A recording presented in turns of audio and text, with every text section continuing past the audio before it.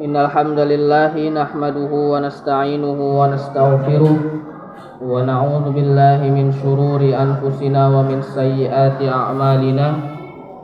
Man yahdihillahu fala mudilla lahu wa man yudlil fala hadiyalah. Asyhadu an la ilaha illallah wahdahu la syarikalah wa asyhadu anna Muhammadan 'abduhu wa rasuluhu alladzi la nabiyya wa la rasula ba'dah. Amma ba'du. Para ibu-ibu pengajian yang insya Allah dirahmati oleh Allah Subhanahu wa Ta'ala, kita lanjutkan pembahasan kita mengenai tafsir surat Al-Fatihah, yang mana telah kita sampai pada ayat ke-3 atau ke-4 dari surat Al-Fatihah, yaitu Maliki Yaumiddin. Telah kita bahas mengenai tafsir dari Bismillahirrahmanirrahim dan juga tafsir dari Alhamdulillahirabbil alamin. Adapun untuk ayat yang ketiga atau ayat Ar-Rahmanir-Rahim telah tercakup tafsirnya dalam tafsir Alhamdulillahirabbil alamin. Maka tidak perlu kita untuk mengkajinya lagi. Maka kita langsung saja kepada Maliki Yaumiddin. Maliki Yaumiddin, Al-Malik atau Al-Malik dalam bahasa Arab artinya adalah pemilik atau penguasa. Dan juga bisa dibaca Maliki Yaumiddin. Ma-nya tidak dipanjangkan dan dibaca pendek. Dan ini sebagaimana dibaca oleh juga orang-orang Maroko. Orang-orang Maroko, Aljazair dan negara-negara sekitarnya itu membaca Maliki Yaumiddin dengan Maliki Yaumiddin. Mereka membaca pendek. Jadi apa perbedaan antara dua kata ini? Malik artinya yang memiliki atau yang menguasai. Bagaimana dalam bahasa Indonesia yaitu memiliki. Misalnya kita memiliki sesuatu, memiliki rumah, memiliki mobil, memiliki motor atau dan sebagainya. Jadi memiliki yaitu menguasai barang tersebut dan dapat melakukan sekehendak hati terhadap barang tersebut. Itu namanya kepemilikan. Sedangkan malik itu artinya raja, yaitu seseorang yang memiliki kekuasaan terhadap apa yang dia perintah. Dan ini mirip artinya malik dan malik. Yang satu artinya pemilik, yang satu artinya raja. Namun arti dari raja ini lebih menunjukkan kepada keagungan Allah Subhanahu wa Ta'ala terhadap apa yang datang pada ayat selanjutnya, yaitu Yaumiddin. Yaumiddin itu hari ad-din, hari pembalasan. Ad-din dari kata dana yadinu artinya membayar atau pembalas. Ad-dain itu artinya hutang. Bagaimana kita tahu bahwasanya hutang itu harus dibalas atau dibayarkan sebagaimana apa yang telah kita pinjam. Jadi artinya Maliki Yaumiddin adalah zat atau sosok atau Rob yang memiliki hari pembalasan, yang menguasai hari pembalasan. Hari pembalasan ini dapat juga kita terjemahkan atau kita artikan dengan hari kiamat atau hari hisab, yaumul hisab. Bagaimana yang ditafsirkan oleh para ulama ahli tafsir. Yaumuddin artinya yaumul hisab, hari perhitungan amalan-amalan. Dan apa yang bisa kita ambil dari faidah ayat ini? Tentunya ayat ini menunjukkan kepada rukun iman yang kelima dan keenam. Rukun iman yang kelima adalah percaya kepada hari akhir dan apa-apa yang terjadi pada hari akhir itu. Baik ketika kita melewati fase kehidupan dunia sampai kepada tujuan kita yaitu surga ataupun neraka. Dan juga rukun iman yang keenam yaitu mempercayai takdir, baik yang buruk maupun yang baik, takdir baik maupun takdir buruk. Apa korelasinya antara Maliki Yaumiddin dengan rukun iman yang keenam ini? Tentunya kalau rukun iman yang kelima tadi kita sudah mengetahui bahwasanya Yaumuddin itu adalah hari perhitungan amal yang terjadi di akhirat. Namun apa hubungannya dengan rukun iman yang keenam ini? Bahwasanya apa yang kita dapati berupa takdir yang buruk maupun yang baik, baik berupa ujian, cobaan dan juga anugerah, itu semua berasal dari apa yang telah Allah takdirkan kepada diri kita di Lauhil Mahfuz yang tak kita ketahui sampai kita dikasih tahu oleh Allah di akhirat nanti, yaitu di hari perhitungan amal. Dan takdir-takdir yang menimpa kita ini tentunya bukan untuk mencelakakan kita, baik yang berupa takdir buruk itu bukan untuk mencelakakan kita atau membinasakan kita, akan tetapi untuk menguji kita siapakah di antara kita yang paling baik amalnya, sebagaimana Allah berfirman dalam surat Al-Mulk,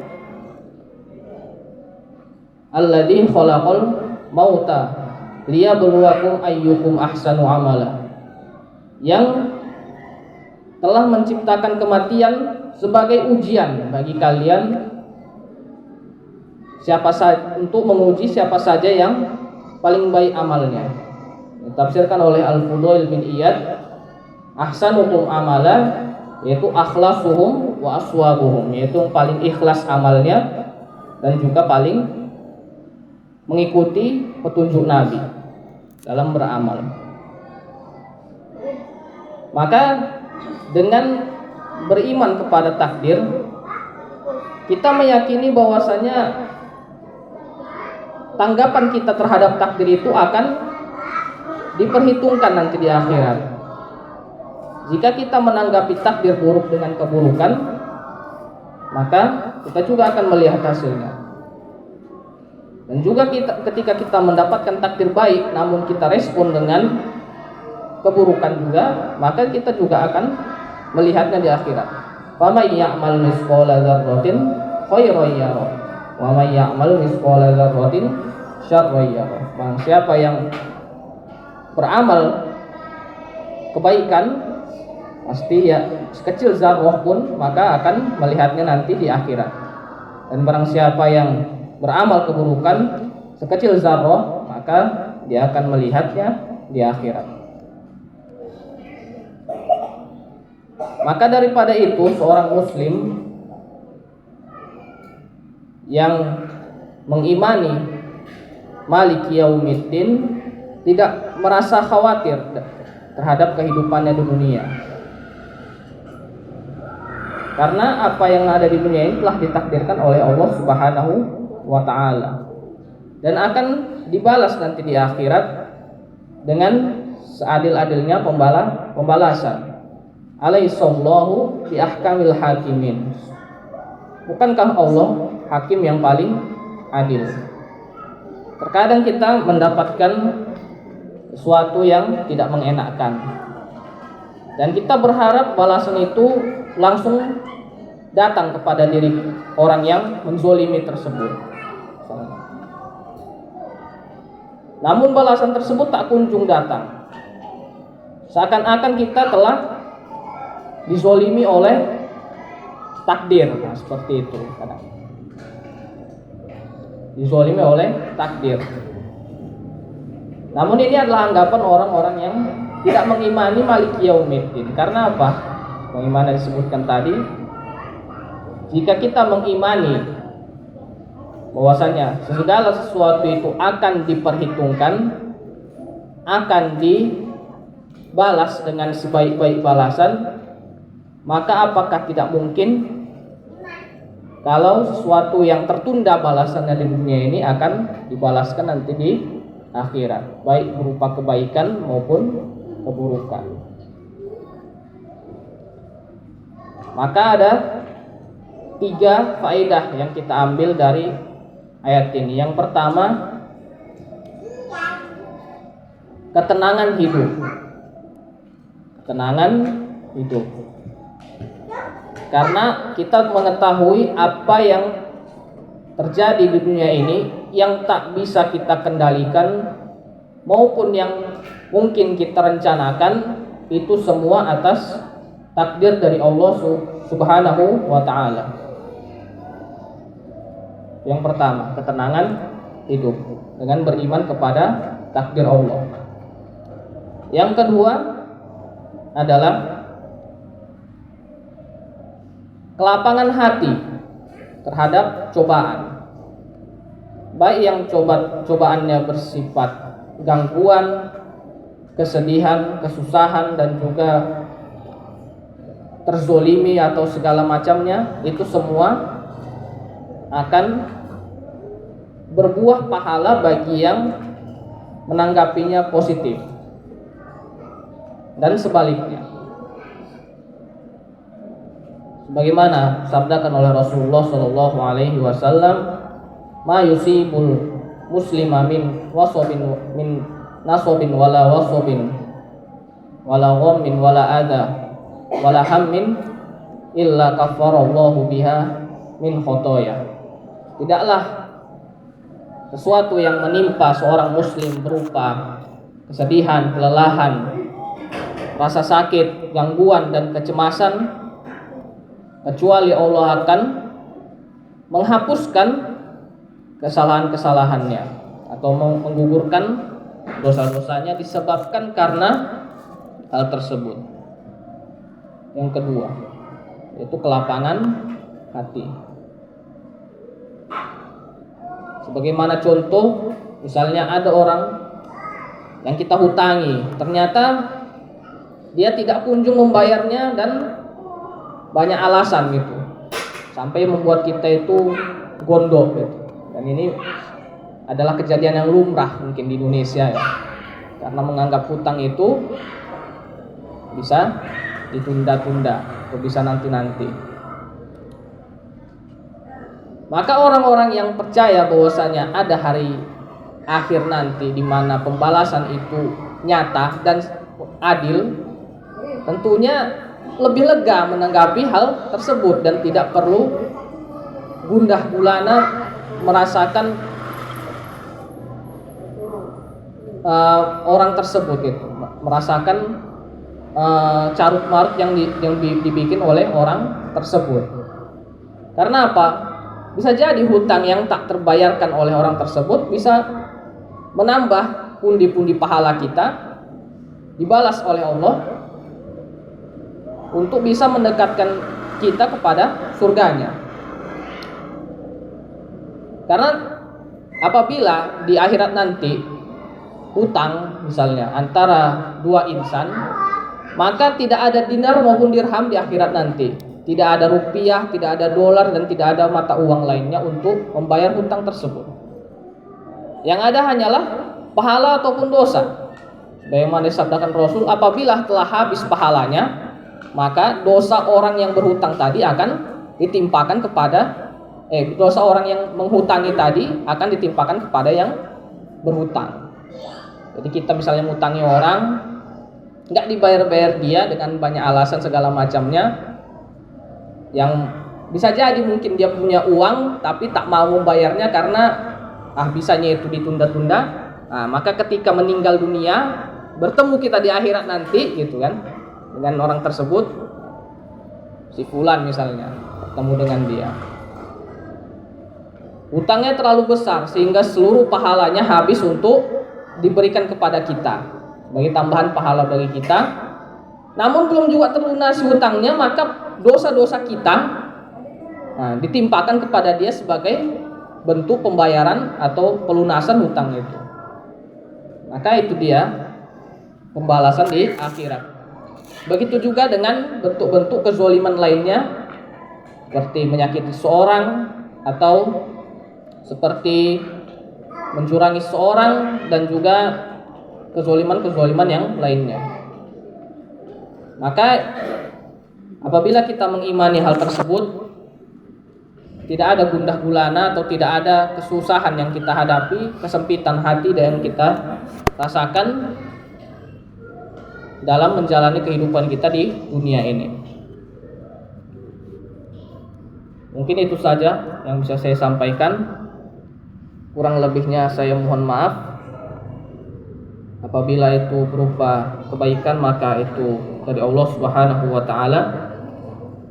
Dan apabila itu berupa kesalahan, itu mungkin dari diri saya yang sangat banyak kurangnya dalam hal penyampaian maupun materi atau dalam keilmuan, maka kepada Allah lah saya mohon ampun dan mohon maaf pada ibu-ibu semua. Dan apabila ada yang perlu didiskusikan, maka bolehlah kita diskusikan. Apabila saya mempunyai sedikit ilmu mengenai hal tersebut, maka akan saya jawab. Dan apabila mungkin belum ada pada diri saya ilmu tersebut, saya akan coba cari tahu dan insya Allah akan menjawabnya di pertemuan yang akan datang. Wallahu ta'ala a'lam. Silakan Ibu.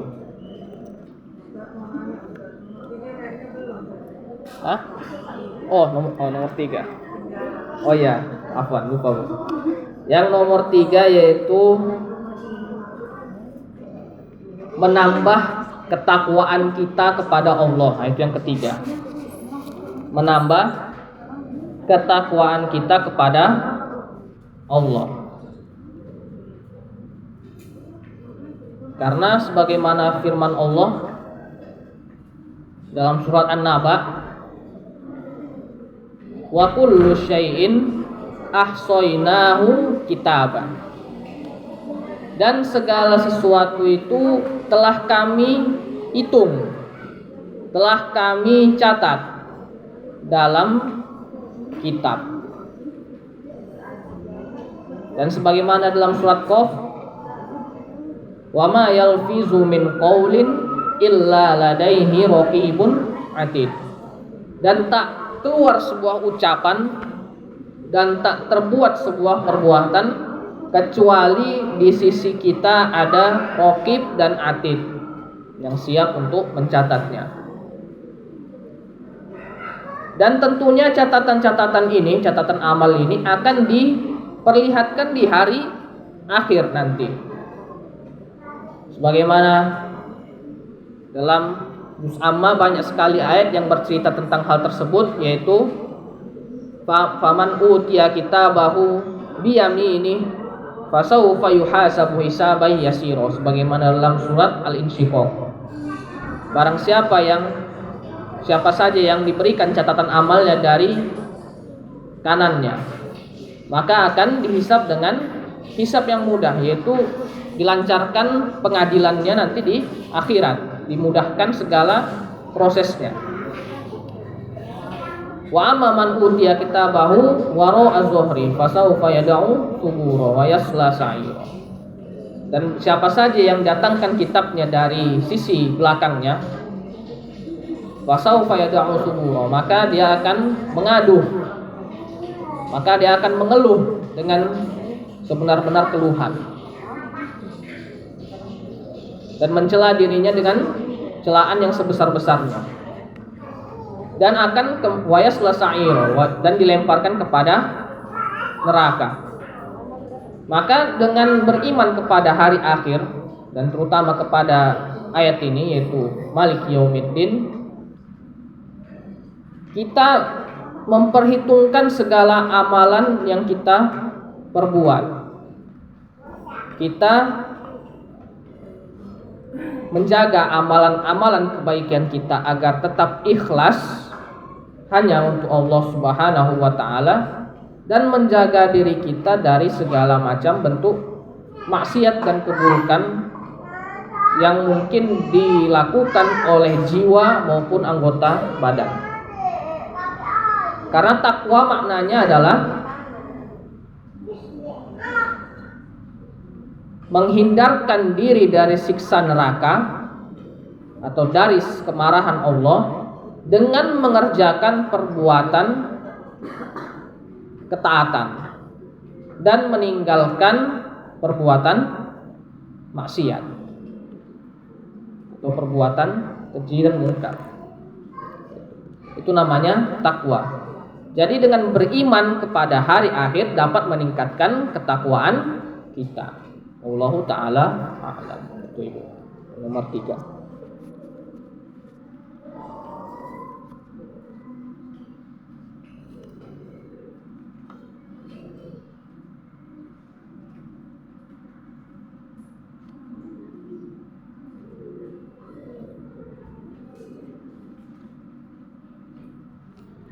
Jadi ketika kita membaca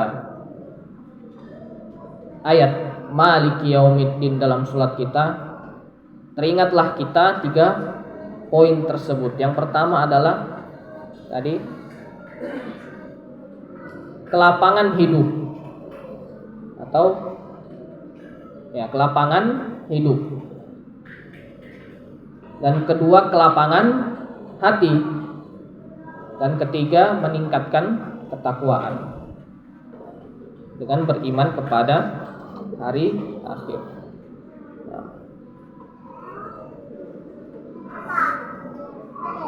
Ya, itu.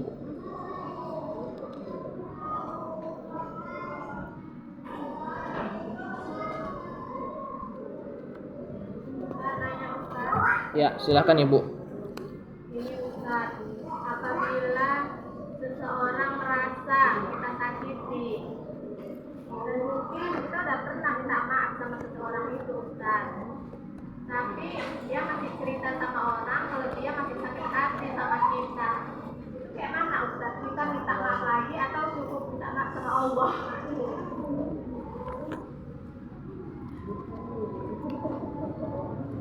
Karena kalau minta maaf pun mungkin enggak jauh gitu orang Ustaz. Gimana itu?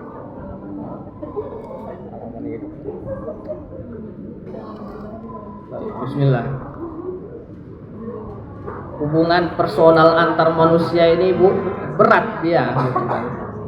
Gak siap-siap. Karena mencari ridho Allah itu lebih mudah daripada mencari ridho manusia, gitu. Karena Allah itu memiliki sifat Ar-Rahmanir Rahim wal Ghafur, yang maha pengasih lagi maha penyayang serta maha pemaaf. Kalau manusia kan tidak ada sifat seperti itu kecuali orang-orang yang dirahmati oleh Allah Subhanahu wa taala. Maka bagi kita apabila kita mohon maafnya pernah menyakiti hati seseorang atau pernah membuat orang lain itu terganggu dengan tingkah kita, maka yang pertama kita minta ampun kepada Allah, itu kan. Mungkin ya namanya juga manusia itu pasti ada salahnya, gitu kan. Nabi Adam aja gara-gara satu kesalahan dikeluarkan dari surga, gitu. Kita yang banyak salahnya malah berharap surga. Manusia itu banyak kesalahannya, terutama kepada Allah dan kemudian kepada manusia. Pertama minta ampun kita kepada Allah atas segala perbuatan anggota badan kita maupun perbuatan lisan kita maupun perbuatan hati kita, karena mungkin lebih banyak perbuatan hati kita ini yang menyakiti seorang. Yang pertama. Yang kedua, mengusahakan agar orang tersebut ridho dengan permintaan maaf kita. Itu yang pertama. Itu yang kedua, Ibu.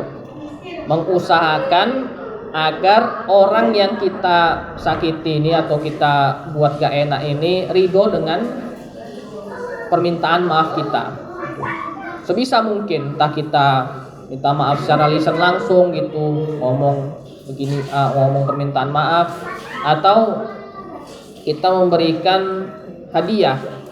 Sebagaimana sabda Rasul, tahadu tahabbu. Salinglah kalian memberikan hadiah, maka kalian akan saling mencintai. Tuh. Dan apabila telah kita berusaha semaksimal mungkin ini maksudnya segala daya dan upaya telah kita lakukan, namun orang ini juga tak tergerak hatinya untuk memaafkan, maka kita kembalikan hal tersebut kepada Allah, karena Allah lah yang memiliki hati setiap manusia gitu. Nah, karena Allah lah muqallibal qulub, yang membolak-balikkan hati. Yang mungkin dahulu benci sama kita bisa jadi orang yang paling dekat, dan bisa jadi juga orang yang paling dekat dengan kita itu jadi orang yang paling membenci kita nanti di akhir. Sebagaimana sahabat Umar bin Khattab itu dulu yang paling benci sama Rasulullah itu, Bu. Paling benci sama Rasulullah. Muawiyah, Ikrimah bin Abi Jahal, anaknya Abu Jahal malah masuk Islam dan bahkan jadi sahabat Rasulullah. Orang yang paling membenci beliau. Bahkan Abu Lahab yang paling mencintai beliau dulu, ketika lahir beliau itu disayang-sayang, dibawa-bawa ke rumahnya gitu, diajak-ajaknya main. Rupanya ketika Rasulullah sudah besar menyampaikan dakwah, malah jadi orang yang paling membenci. Nah, itu dia. Itulah namanya membolak-balikkan hati dulu. Maka berdoa kita mungkin di waktu mustajab itu agar orang tersebut itu dibukakan atau dibalikkan hatinya kepada rasa mengasihani kita gitu. Hilangkan rasa keras hatinya itu agar kembali terjalin persaudaraan yang pernah kita jalin dahulu. Namun apabila tidak mungkin disebabkan orang tersebut sudah menutup hatinya, udah nggak bisa lagi diapain, ya sudah gitu. Apa boleh buat, kita telah berupaya semaksimal mungkin dengan jalan dari diri kita maupun permintaan kita kepada zat yang punya hati, maka Allah Ta'ala alam, ya sudah gitu. Kita sudah berusaha dan Allah lah yang membalasnya. Allah Ta'ala alam.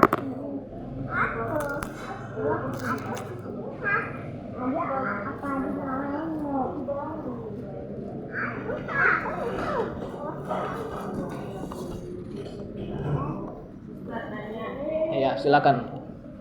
Apakah nanti di akhirat kita tuh ketemu sama orang-orang yang di dunia itu misalnya urusan kita tadi. Sekarang kalau di dunia aja kita udah enak gitu, lupa lagi. Jadi apa yang dilupakan lagi di sana gitu. Baik, Kak. Jadi itu perjumpaannya itu bukan untuk membuat kita risih dengan perjumpaan itu, tapi untuk menyelesaikan apa yang pernah terjadi di kehidupan kita yang dahulu, gitu dia. Jadi Allah mempertemukan kita dengan orang lain itu bukan dalam rangka untuk nostalgia gitu, enggak. Tapi untuk menyelesaikan permasalahan. Sebagaimana ketika di pengadilan misalnya, misalnya ada dua orang yang berselisih, ya. Tentunya dua orang yang berselisih ini saling tak suka gitu, tapi harus dipertemukan di pengadilan dalam rangka untuk menyelesaikan perkara di antara mereka berdua gitu. Nah, maka dengan mempertemukan ini jadi clear lah masalahnya antara si tertuduh dengan penuduh. Nah, gitu juga dalam masalah al-alaqah atau hubungan antar personal tadi. Karena bisa jadi ada perkara yang tak diketahui oleh orang, tapi kita sendiri dengan orang tersebut gitu. Dan itu akan diselesaikan nanti di akhirat. Intinya seperti masalah hutang tadi, jumpakan orang yang punya hutang dengan orang yang dihutangi gitu. Nah, diselesaikan di situ. Misalnya ditanya di pengadilan nanti, wallahu alam, ditanya nanti pengadilan berapa yang telah engkau pinjam, sekian misalnya. Ya udah, diambil dari pahalanya sekian. Terlunasi, kalau misalnya habis pahalanya belum lunas juga, diambil pahala dari orang yang utang tadi. Diambil dosa dari orang yang diutangi tadi dikasihkan kepada orang yang utang tadi sebagai pembayaran tadi. Nah, begitu kan.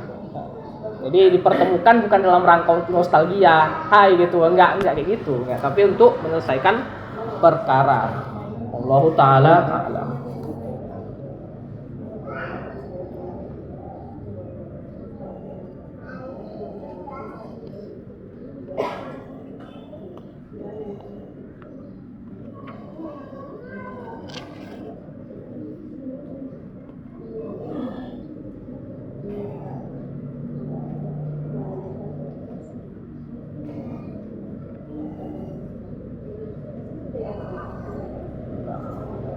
Ada lagi ibu-ibu, apabila mungkin sudah cukup kita cukupkan. Bagaimana? Ya. Mungkin ini saja yang saya sampaikan. Lebih dan kurangnya saya mohon maaf. Apabila itu berupa hidayah atau petunjuk dan ilmu yang bermanfaat, maka itu dari Allah Subhanahu wa taala. Dan apabila itu berupa kesalahan penyampaian atau kurang memuaskannya jawaban yang saya berikan, maka itu adalah dari diri saya sendiri yang banyak sekali kurangnya dalam segi penyampaian, dalam segi ilmu, dan dalam banyak segi lainnya. Saya akhiri dengan doa kafaratul, dengan Assalamualaikum warahmatullahi wabarakatuh.